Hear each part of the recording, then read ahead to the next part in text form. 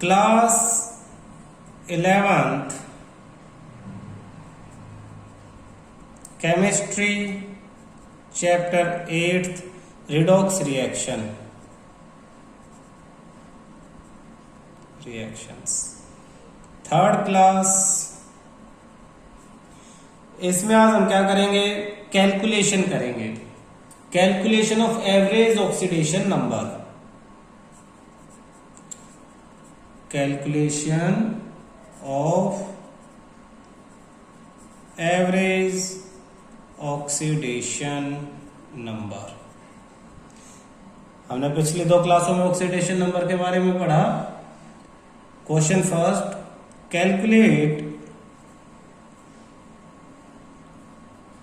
Oxidation number of underlined elements. जैसे first आपके पास है Na2S2, S के नीचे लाइनिंग है।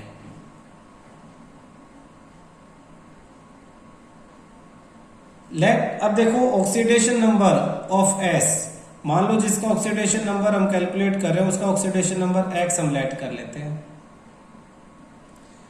अब रूल क्या है हमारा कि sum of all the oxidation numbers 0 होना चाहिए। तो N का ऑक्सीडेशन, सोडियम का ऑक्सीडेशन नंबर फिक्स है +1, हमने बताया था, ऊपर लिखवाया है कि एल्कली जो मेटल है उनका +1 होगा, और नीचे 2 लिखा हुआ है तो +1 मल्टीप्लाई में 2 प्लस S का ऑक्सीडेशन नंबर हमने X मान लिया और मल्टीप्लाई में कर दिया इसके भी 2, X मल्टीप्लाई 2।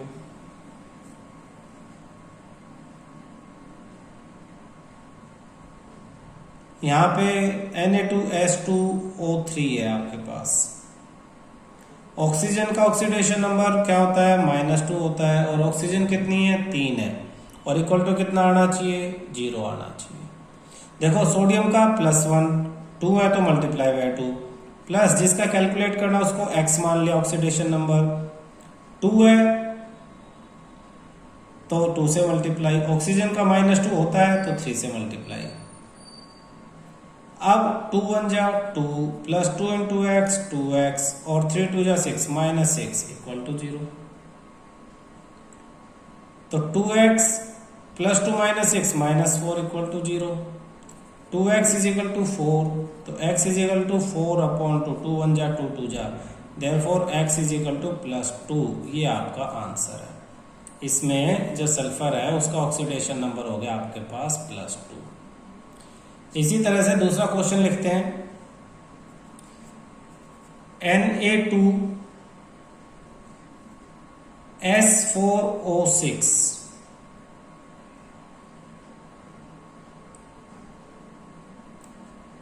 ये आपका क्वेश्चन है।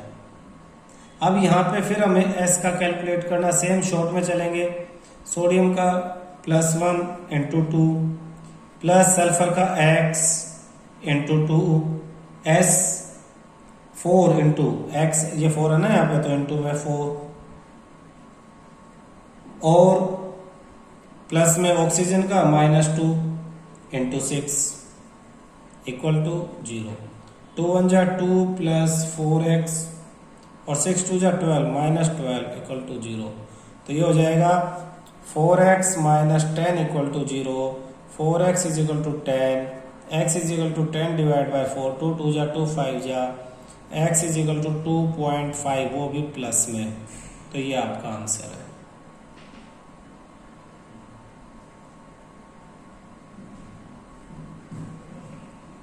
अब देखो जहां पे ध्यान से देखना, S2O3 था तो यहाँ पे तो S का ऑक्सीडेशन नंबर +2 आया, और S4O6 हो गया तो यहाँ पे S का ऑक्सीडेशन नंबर प्लस में 2.5 आया है।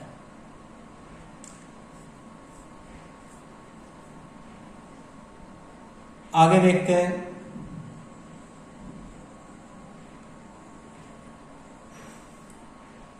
अब इंडिविजुअल ऑक्सीडेशन नंबर कैलकुलेट करना हो तो टॉपिक हमारा calculation of individual oxidation number.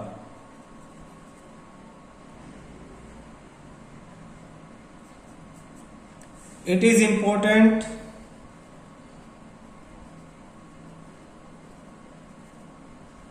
to note that to calculate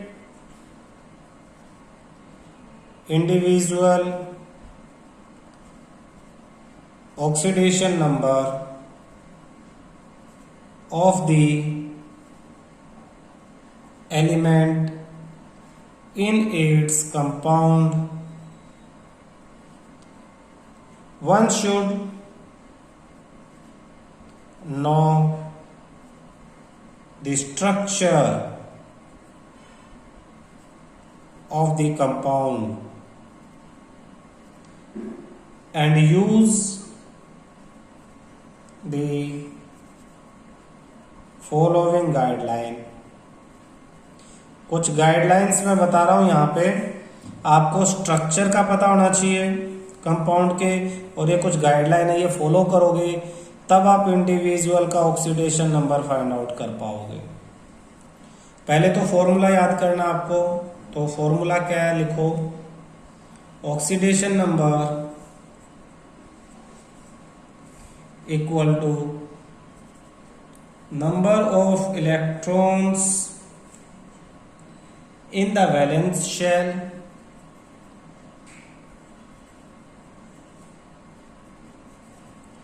minus number of electrons taken up after bonding। Valence shell में कितने इलेक्ट्रॉन थे, उनमें से जो बॉन्डिंग में माइनस यूज हो चुके उन्हें माइनस कर दो।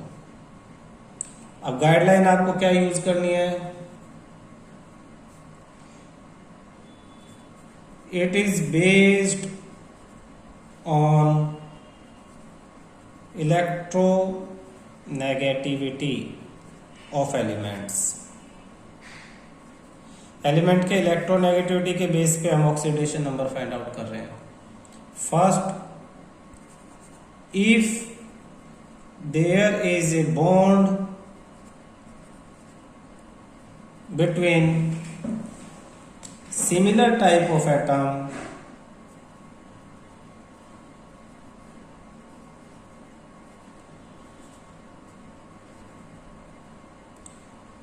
and each atom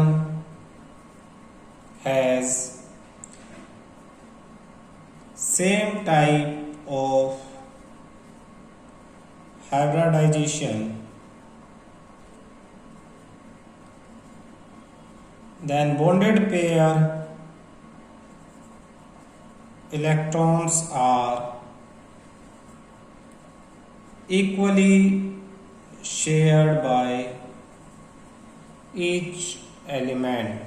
पहले भी हम पढ़ चुके, क्या पढ़ चुके कि अगर दो एटम एक जैसे हैं, bond between similar type of atom, जो बॉन्ड है वो एक जैसे एटम के बीच में है, जैसे क्लोरीन और क्लोरीन के बीच में, Cl2 हम स्टडी करें क्लोरीन और क्लोरीन के बीच में,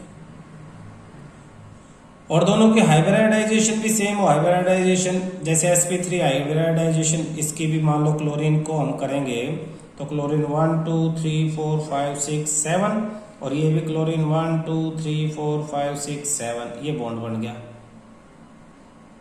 तो इस क्लोरीन की जो हाइब्रिडाइजेशन है, ये अलग अलग क्लोरीन अभी मैं वैसे शो कर रहा हूँ, ये भी sp3 है और इसकी sp3, और ये जो बॉन्ड है इसमें दो इलेक्ट्रॉन है, दोनों इक्वली शेयर करेंगे, एक ये शेयर करेगा और एक ये शेयर करेगा। तो ये तो स्ट्रक्चर हो गया, हम स्ट्रक्चर से समझ सकते हैं उसको। अब इसमें दो स्टेप है, पहले देखो number of electron in valence shell कितने, देखो number of electrons in valence shell 7 electron है। Number of electron taken up after bonding,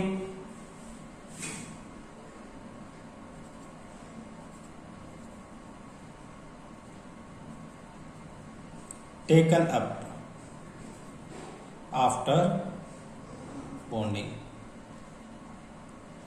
ध्यान से समझो, number of electron in valence shell में जब क्लोरीन का हम लिखते हैं Cl17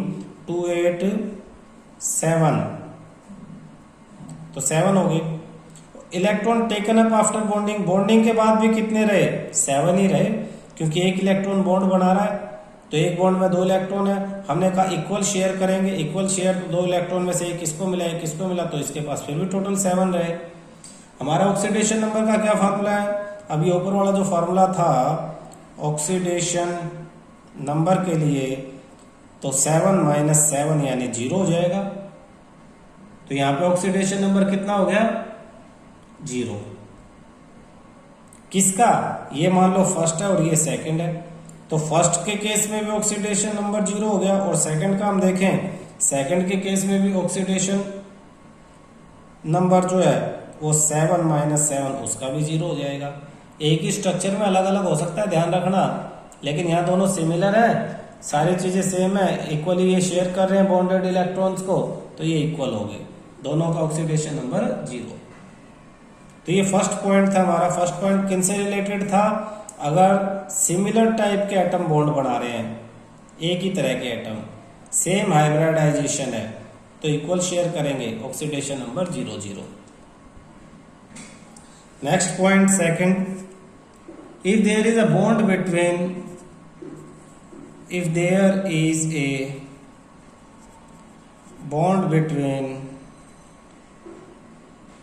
different type of atom,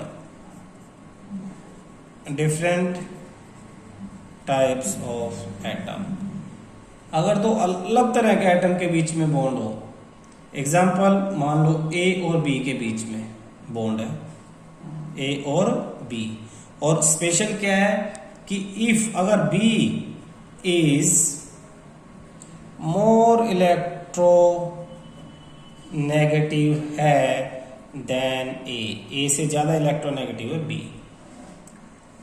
then after bonding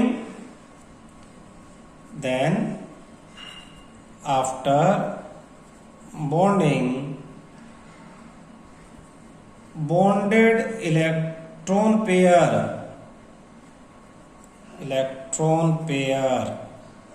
are counted with B atom. इसे ध्यान से समझना कि अगर A और B में बॉन्ड बनता है, B ज्यादा इलेक्ट्रोनेगेटिव, तो इस पेयर को B अट्रैक्ट कर लेगा अपनी तरफ, और बॉन्ड बनने के बाद ये दोनों इलेक्ट्रॉन B के पास चले जाएंगे, A के पास नहीं रहेंगे, B में हम उन्हें काउंट करेंगे। एग्जाम्पल बता देता हूं इसका, एक एग्जाम्पल HCl, हाइड्रोक्लोरिक एसिड। तो इसमें क्या है, इसका स्ट्रक्चर क्या है, ये H हो गया, ये Cl हो गया, 1 2 3 4 5 6 7, और एक इसका बॉन्ड बन गया। ये क्लोरीन ज्यादा इलेक्ट्रोनेगेटिव है, तो क्लोरीन इसे अपनी तरफ अट्रैक्ट कर लेगा, और ये बॉन्ड गया क्लोरीन के अंदर, और हाइड्रोजन रह गया अलग।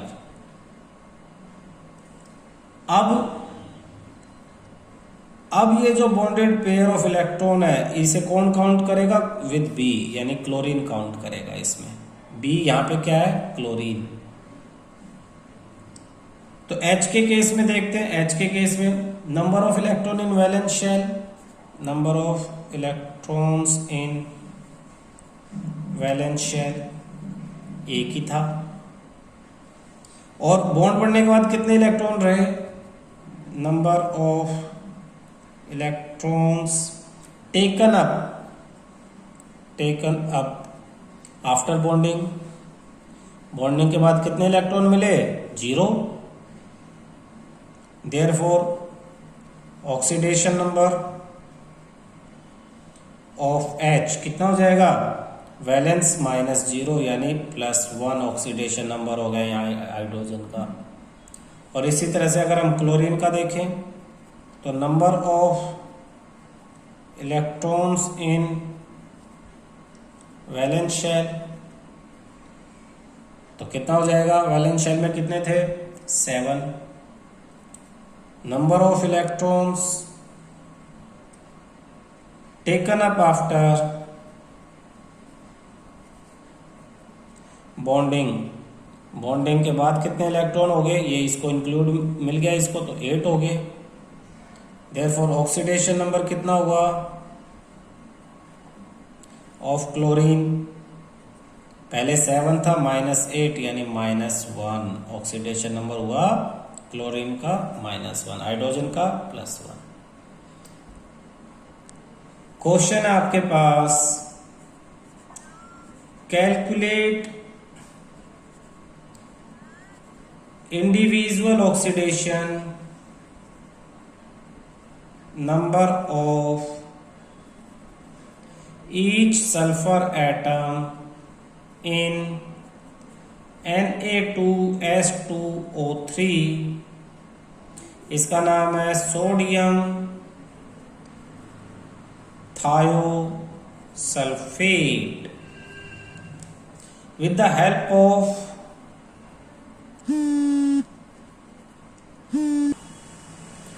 calculate individual oxidation number of each sulfur atom in Na2S2O3 sodium thiosulfate with the help of its structure, इसके स्ट्रक्चर की हेल्प से।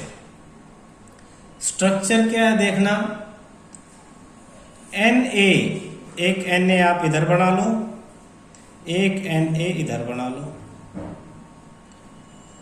O3 है तो एक ऑक्सीजन इसके साथ है, एक ऑक्सीजन इसके साथ है, और एक ऑक्सीजन सल्फर के साथ है।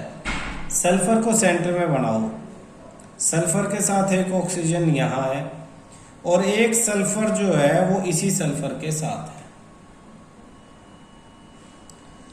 तो ये स्ट्रक्चर है, देखना ध्यान से, ये स्ट्रक्चर आपको बनाना आना चाहिए। स्ट्रक्चर, इस ऑक्सीजन के पास आउटरमोस्ट शेल में 6 इलेक्ट्रॉन, 1 2 3 4 5 6, ये 6 इस सल्फर के एक इलेक्ट्रॉन के साथ बॉन्ड बना लेगा, और ये सोडियम जो है अपना एक इलेक्ट्रॉन ट्रांसफर कर देगा इधर, Na ये आ गया ऑक्सीजन के पास। तो ये तो यहां से कंप्लीट हो गया, ऑक्सीजन के 8 हो गए। ये सल्फर देखो, इस सल्फर के भी 6 हैं, 2 ऊपर 2 नीचे और एक यहाँ। सेम जैसे यहाँ था, ये एक इस ऑक्सीजन के साथ बॉन्ड बनाएगा, ये ऑक्सीजन एक सोडियम से ले लेगा, ये ले लिया, तो इस पे नेगेटिव चार्ज आ गया, इस पे पॉजिटिव आ गया, सेम इस पे पॉजिटिव, इस पे नेगेटिव आ गया। इस ऑक्सीजन के 1 2 3 4 5 6 ये एक्स्ट्रा ऐसे ही पड़े रह गए। अब नीचे वाले को देखो, इस ऑक्सीजन के फिर 6 थे, तो 1 2 3 4 5 6, 2 बॉन्ड ये बन जाते हैं, एक इसके साथ और एक इसके साथ। अब ऊपर वाले सल्फर के साथ सेम चीज, इस सल्फर के जो 2 ऊपर सल्फर के 2 इलेक्ट्रॉन के साथ बॉन्ड बना लेंगे। सल्फर के 6 थे, बाकी 4 1 2 3 4 ऐसे ही रहे। इस सल्फर की क्या हाइब्रिडाइजेशन है, sp2 हाइब्रिडाइजेशन है, sp2 हाइब्रिडाइज्ड। लेकिन ये सेंटर वाला जो सल्फर है इसकी हाइब्रिडाइजेशन क्या है, sp3 हाइब्रिडाइजेशन है, हाइब्रिडाइज्ड। इन्हें याद करना। तो अब आपके पास देखो, एक ये हो गया ऐसे, ये एक ये हो गया ऐसे, ये अलग है। इसी तरह से ये अलग, आप इसे स्टडी करोगे और ये अलग हो गया। ये स्ट्रक्चर प्रैक्टिस करनी पड़ेगी आपको। ध्यान दो, ये फर्स्ट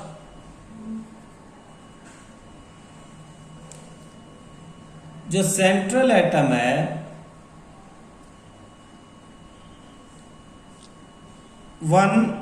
जो ये सेंट्रल एटम है, लिख लेते हैं इसे, central S atom is sp3 hybridized, sp3, तो टोटल देखो 3 और 1 4, 4 में s कितना है 25% ऑफ s करेक्टर, तो 4 में से अगर एक पार्ट है तो 25% बोलते हैं उसे, 25% s करेक्टर।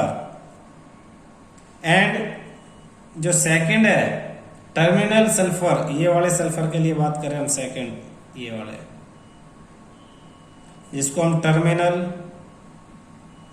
सल्फर एटम बोलेंगे, उसमें sp2 हाइब्रिडाइज्ड है वो, तो कितना परसेंट हुआ 3 में से 1, तो अप्रोक्स 33 1/3, तो 33% s कैरेक्टर हो गया, यानी 100 का थर्ड पार्ट 33.33 s कैरेक्टर हो गया।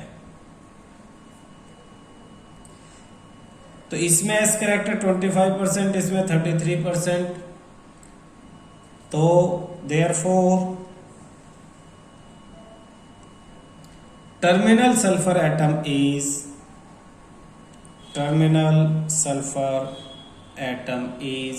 More electronegative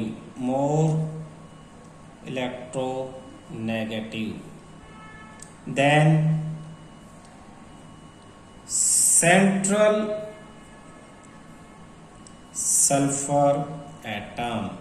central sulphur atom के कंपैरिजन में टर्मिनल वाला ज्यादा इलेक्ट्रोनेगेटिव है, टर्मिनल वाला ज्यादा इलेक्ट्रोनेगेटिव है। तो बॉन्डेड पेयर कौन ले जाएगा, टर्मिनल वाला ले जाएगा। Therefore terminal sulphur atom is more electronegative than central sulphur atom. Now अब आपको क्या समझ में आया, the shared pair of electrons are counted with terminal sulphur atom. ये जो इलेक्ट्रॉन शेयर्ड पेयर है, ये जो डॉटेड लाइन से दिखा रखा है, ये यही दिखाया है कि ये जो शेयर पेयर इलेक्ट्रॉन की हैं ये किसके साथ काउंट होंगी, टर्मिनल के साथ। दोनों सेम है, हाइब्रिडाइजेशन अलग है। अगर हाइब्रिडाइजेशन सेम होती तो इक्वल इक्वल बढ़ जाती, हाइब्रिडाइजेशन अलग है। ये ज्यादा इलेक्ट्रोनेगेटिव है, ये कम है, तो जो ज्यादा इलेक्ट्रोनेगेटिव होगा इलेक्ट्रॉन उसमें काउंट हो जाएंगे। तो हमने इसको तो एक सोल्व कर लिया है। अब 1s एटम यानी सेंट्रल एटम के केस में number of electron in valence shell, valence shell में 6 होते हैं, और नंबर ऑफ इलेक्ट्रॉन, अब देखो ध्यान से, इसके पास क्या बचा, कुछ भी नहीं, 2 ऊपर वाला ले गया, 2 नीचे वाला ले गया, एक ये ले गया और एक ये ले गया। तो number of electron left after bonding, number of electrons left after bonding, bonding के बाद कितने बचे, 0। तो oxidation number, therefore oxidation number कितना हो जाएगा, 6 - 0 यानी +6। सेंटर वाले का ऑक्सीडेशन नंबर +6। इसके बाद टर्मिनल की बात करते हैं। सेकंड s एटम, टर्मिनल वाला, वैलेंस शेल में electrons, number of electron in valence shell 6 ही रहेंगे, तो सारे सल्फर के 6 ही होंगे। Number of electrons after bonding, bonding के बाद 2 एक्स्ट्रा मिल गए तो 8 हो गए। देयरफॉर ऑक्सीडेशन नंबर 6 - 8 यानी -2। टर्मिनल वाले के ऊपर oxidation number -2। Average oxidation number, अब यहां पे हम एवरेज ऑक्सीडेशन नंबर निकाल सकते हैं दोनों का। एवरेज ऑक्सीडेशन नंबर कैसे आएगा, एवरेज ऑक्सीडेशन नंबर, दोनों के जो ऑक्सीडेशन नंबर है इन्हें प्लस करके 2 से डिवाइड कर दो, तो 6 प्लस में -2 डिवाइड बाय 2, 6 - 2 4/2 यानी +2। Average oxidation number is +2। जो हमने पहले कैलकुलेट किया था, इससे पहले एवरेज ऑक्सीडेशन नंबर x मान के कैलकुलेट किया था ना, वो एवरेज था जो सबसे शुरू में एग्जाम्पल किए थे, x लेट करके न्यूमेरिकल की तरह से। और ये जो +6 और -2 ये पूरे मॉलिक्यूल में इंडिविजुअल ऑक्सीडेशन नंबर है, अलग अलग एटम के, जो हमने अभी टॉपिक शुरू किया, इंडिविजुअल ऑक्सीडेशन नंबर। तो इंडिविजुअल निकाल के आप एवरेज निकाल सकते हो, लेकिन सिर्फ एवरेज निकाल के आप इंडिविजुअल नहीं निकाल सकते। इंडिविजुअल के लिए आपको ये सब पता होना जरूरी है। क्लियर है?